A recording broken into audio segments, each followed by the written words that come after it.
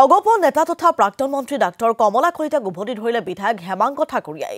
GS ৰোডত কোন প্ৰাক্তন মন্ত্ৰীৰ বিঘাই বিঘাই মাটি আছে সেই কথা সকলোৱে জানে বুলি কমলা কলিতাক প্ৰত্যক্ষ আক্ৰমণ কৰে বিধায়কগৰাকীয়ে।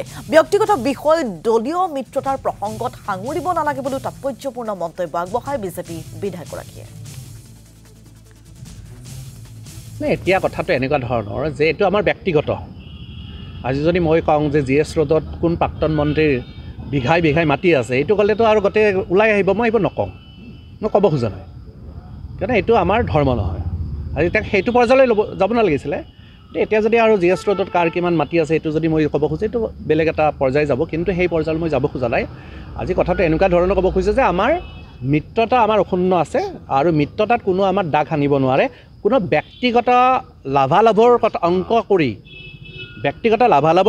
আমাৰ মিত্ৰজোঁট, যি মিত্ৰজোঁটৰ দ্বাৰা নেকি আমি অসমখন সুৰক্ষিত কৰি ৰাখিব বিচাৰিছোঁ, অসমখনত যাতে বাহিৰা শত্ৰুৱে লাই নাপায়, এইটোৰ কাৰণে আমি মিত্ৰজোঁট হৈ অসমখনক আমি এটা ছেফ গাৰ্ড দিবৰ কাৰণে আজি এই